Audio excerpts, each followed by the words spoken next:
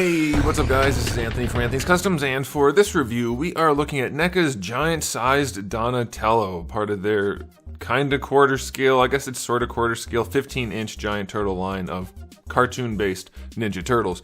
Raphael came out first. I have them both. I don't know why I didn't review him first. I grabbed Donatello because I prefer him to Raphael, I guess. I'll be reviewing all of them though. And these guys are pretty darn cool. They have a whole lot of nostalgia feels baked into them, and I like that a whole bunch. And they did do some really nice things, they being NECA, not the Turtles, did some really nice things with these figures. There are a few things that aren't great though. We're going to talk about all of that so that you know all of the information you need to know in order to make a good buying decision. So let's go ahead and get them off the stand and take a closer look. Alrighty, this guy stands... Let's see if it's 15. He's just shy of 15 inches. Maybe you could stretch him a little bit, lean his head back some.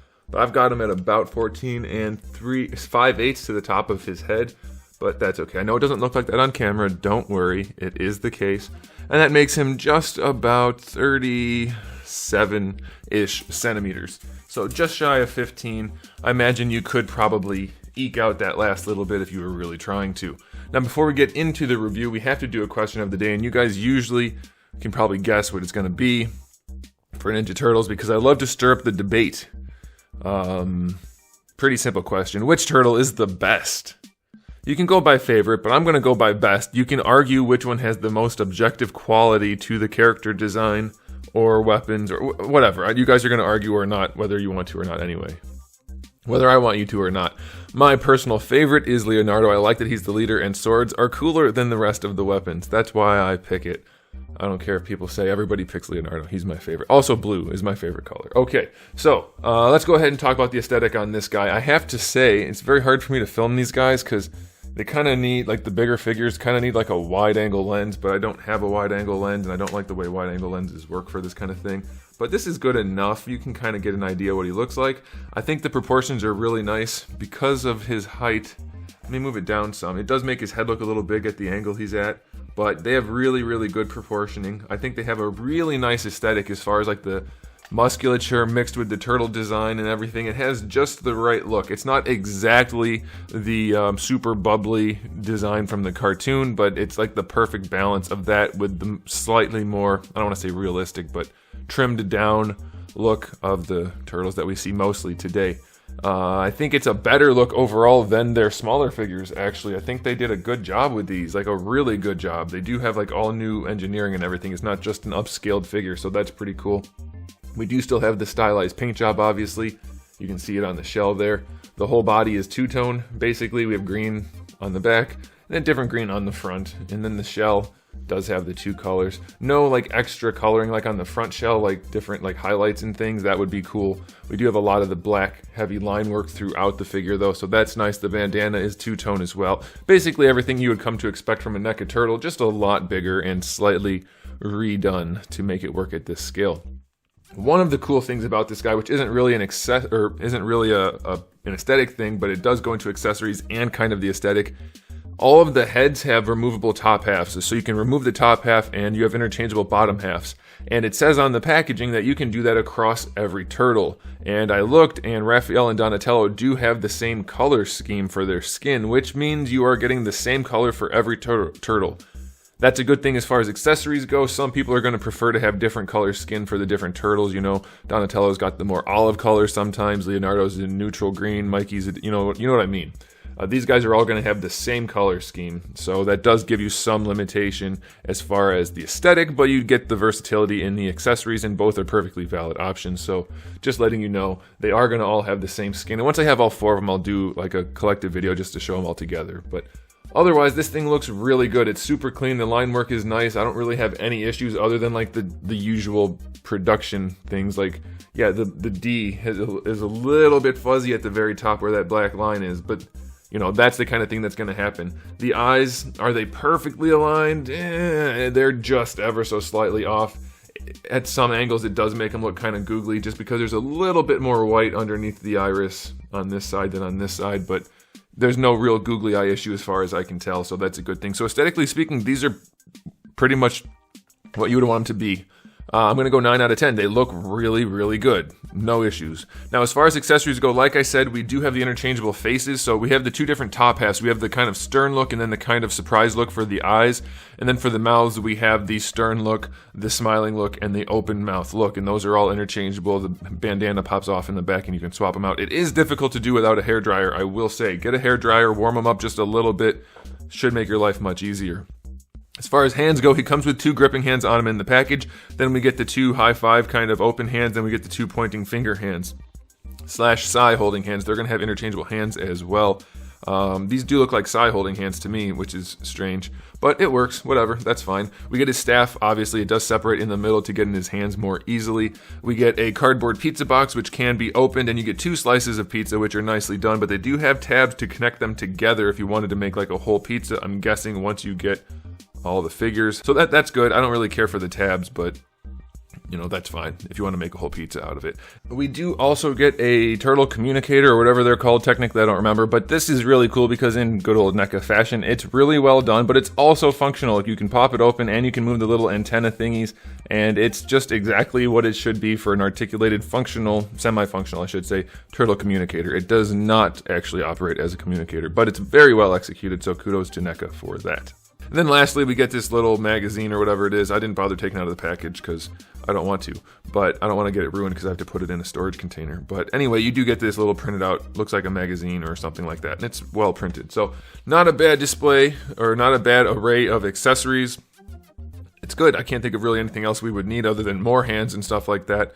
But yeah, it's good. I guess the gripping hands should have the vertical hinge rather than the horizontal hinge, but otherwise it's good. So I like it. I'll go 8 out of 10 for accessories. We need the right hinges for the hands, but that kind of goes into articulation. So let's talk about the articulation. Ball peg on the top. It's actually a double ball peg for the head itself on top of the neck, and then the neck is on a ball peg down there, and you get plenty of range. Now you don't want to grind things around because they are covered in paint. There's no bald spots on this guy other than like in the joints, but you get plenty of range. You can hear the hard plastic squeaking on the PVC, but that's nothing to worry about. That should be fine. And then this has a hinge on it, which is nice. So you actually get the hinged bandana, which is really cool, and you can rotate that around. So that's good. You get all the versatility you could really ask for reasonably out of the head. So that's good. For the shoulders, it's your standard... Let's not look up into the sky like that, okay? All right. For the shoulders, it's your standard ball hinge, basically. You'll see here, though, we have a little bit of a potential issue with that shell getting in the way, so let's see what happens. Raising the arms out to the side, you get horizontal just shy of it. I think that's okay. This is a flexible piece, but it is painted, and this is painted, so you definitely don't want to just force it around, so bring that arm out some. Don't leave it underneath the shell. You get your rotation. It's a little looser than I would prefer. It's got a little bit too much wiggle for my like, but it's not flopping, so I guess that's okay. You do get your standard bicep swivel, that's fine. For the elbow pads, you get a loose elbow pad, which is pegged onto a little ball peg back here. So you have a little bit of extra play on that. It's not going to get in the way of anything. I think that's pretty good. Let's see how it functions. Yeah, the elbow pad has a little extra gap in the front to allow the arms to bend better than 90 degrees. You'll notice it looks loose when they're not bent. I'll show you on this side. There's a little bit extra material here, and that's so that when you do the bending, it works, and it does. It works very nicely. The elbows are great. There's no sticking or anything like that. No problem at all. Wrists do have a swivel and a hinge. Like I said, we would be better off with the vertical hinge for the hands, but that's the way it goes. We're going to come back to the torso and see what's going on with the torso in just a minute. Let's go ahead and move down to the hips. Now, the hips on this guy are pretty much similar to your standard quarter scale turtle hips from NECA. We have a heavy ratchet. Lots of little teeth, though, so you're not going to have too much trouble with posability.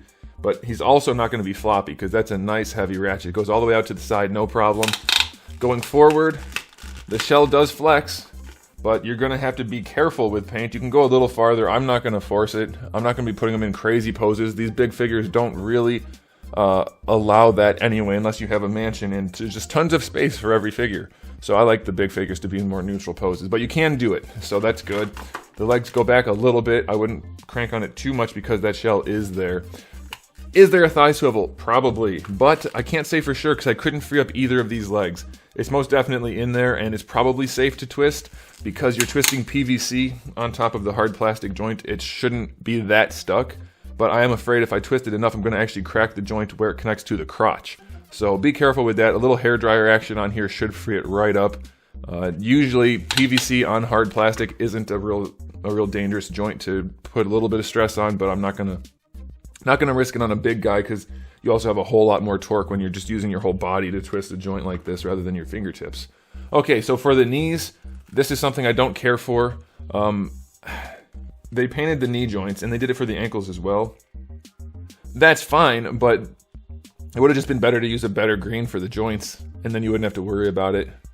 Like, that's not great. It doesn't look bad from the front. It's closer to the right color plastic. You can see where it's scratched off on this ankle that the greens almost match. So that's fine. I'd rather it match the front than the back. But as far as I'm concerned, they shouldn't paint them. Maybe they can't really help it since they're painting everything and it's on there. It's insert molded, so that's fine. But the scratched off paint doesn't look good. So that's a bummer. Anyway, the knee joints, they do function really well. They're nice and stiff, but not like I'm going to break it stiff. That's what she said. And it works fine. Like, you get really good range out of that knee, and it's not ugly at all. The whole top joint is really well done. And then the bottom joint does have some hinge showing, but it's not bad. It looks good and it functions well. So that's nice. Nice and stiff. All right. So many opportunities. Okay, so the ankles go pretty far back. Like I said, these guys aren't going to be the most dynamic poses, but you do have pretty good versatility in the articulation. Bringing the foot forward, I think you can get more, but you're going to have to stretch this plastic over the shin a little bit because the joint technically has the range, but the plastic is binding. So maybe if you warm this up a little bit and then bend it over some more, you can get some more range. But as it is right out of the package, it's going to be fairly limited. But you do get a really solid ankle rocker, like almost perfectly not crooked at all. So that's good. So that's it for the main stuff. Let's see if we can figure out what's going on in the torso real quick. I'm guessing at this split, can you see that? You can't see that. Okay. The shell is very big on the back. You see how we have a big gap in here, so it's hard to get the light in there. There, you can see that. That split right there should be some kind of ball peg. Yeah, so it's technically a joint in there, it seems, but it doesn't really want to do anything but wiggle. I'm guessing you can technically lean side to side, forward and back, and rotate some, but I'm not going to force it. It's just not... There's not enough play there, and I don't want to risk messing up my figure. And I'm going to recommend you do the same thing. It's technically there, I'll tell you that, but I don't recommend you really do too much to try to find out, because how much do you really need their torso to move on a Ninja Turtle anyway? You know what I mean? So that's my advice. You can do with that what you will. Okay, so final verdict for the articulation. It's solid. There's not too much they really needed to do much more with. It works pretty well. I'm going to go 8 out of 10. For a Ninja Turtle, I don't think that's unreasonable.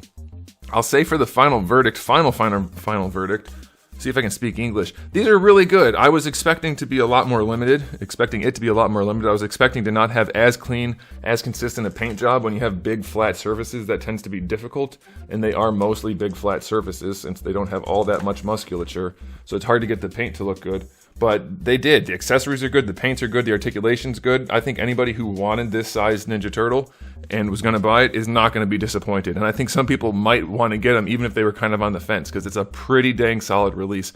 I'm going to give it a final verdict of 8 out of 10. There's a few hassles and nitpicks here and there, but it's a really, really solid release, and I think most people are going to really enjoy these, especially if you have the nostalgia of owning the old large Ninja Turtles. This definitely has a little bit of that going on, and they just did a good job releasing these. So very pleased with it. I think you guys will be too. Thanks for watching, guys. If you enjoyed the video, please do give it a thumbs up. If you didn't, give it a thumbs down and let me know why you didn't like it in the comment section below. And if you haven't subscribed, you might want to. I have new videos almost every single day and thousands already on the channel. So make sure you come back for all of that. And in the meantime, keep collecting.